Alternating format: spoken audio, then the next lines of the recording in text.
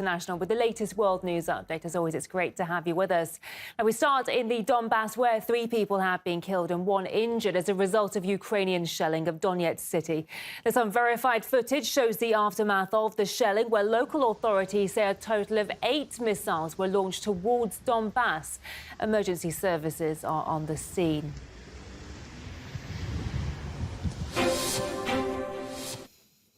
Sending weapons to Ukraine is a treasonous act. That's according to Greece's ultra-national parliamentary party Greek Solution, whose leader made the statement about reports of possible lethal deliveries to Kiev. Trucks with Ukrainian license plates are emptying out ammunition depots in Kekries. Eyewitnesses report more than 17 trucks in one day, and that was not an isolated case. High-capacity Ukrainian trucks are taking ammunition from there. If all of this is true, it amounts to treason. The politician vowed to raise the subject in the country's parliament. As after local media reported, the U.S. Secretary of State has called on Greece to send arms to Kiev. Washington has also offered Greece the option of transferring or selling weapons to Ukraine in exchange for up to $200 million in U.S. aid. Let's cross live now to former Greek diplomat Leonidas Chrysanthopoulos. Many thanks for joining us on the programme today. It's very nice to see you. So what are your thoughts on what is behind this Greek Solution Party statement? What does this politician mean by treason, about harming the country's national interests? Well, this is not something new, because I looked at what Greece has given to the Ukraine. And from what I see, we sent to them 40 Soviet BMPs in exchange for 40 martyrs, which we never got, and many other things. But there is still outstanding ammunition. Unknown quantity of 122 millimeter rocket artillery rounds for BM-21 and RM-70. Artillery ammunition to be delivered and small arms ammunition to be delivered. I presume that this is part of that package. So I don't think that there is any reason to make such a big story out of it. But on the other hand, I can understand the Greek political leaders' concern is that the basic problem of Greece is, as we all know, Turkey. Right. So if we run out of ammunition and something happens, what will we do at that moment? This is the problem that we are facing now.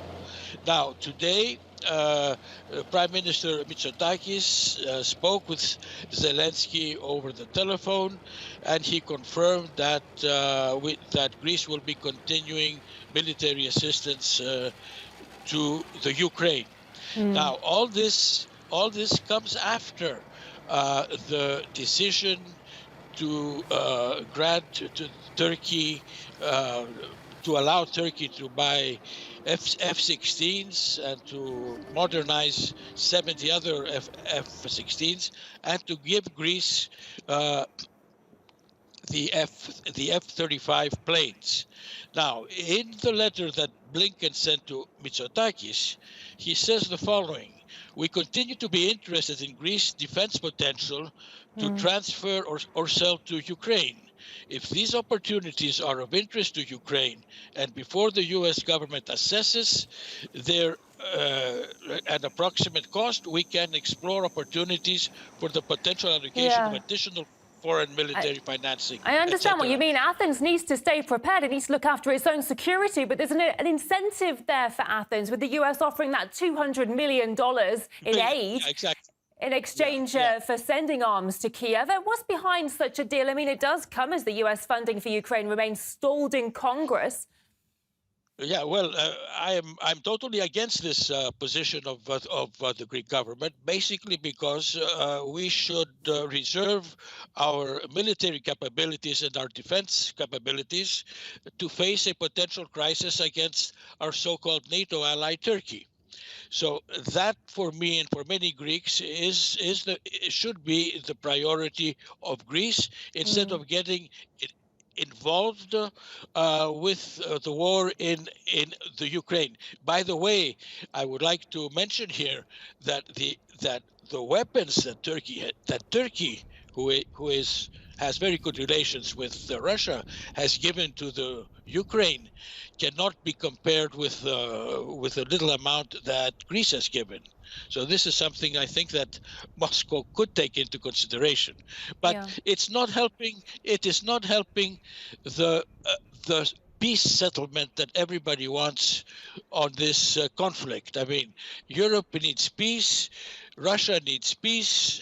We all need peace in order to recover from what is happening, Indeed, particularly yeah. in Gaza, in the Middle East, and in other areas. I mean, we are heading slowly and surely for a third world war if we don't do anything to stop one crisis or another. Absolutely. As we continue to send weapons to Ukraine, then we're not getting any closer to a peace deal. Many thanks for Exactly. speaking to us today. Former Greek diplomat Leonidas Chrysanthopoulos, thank you very much.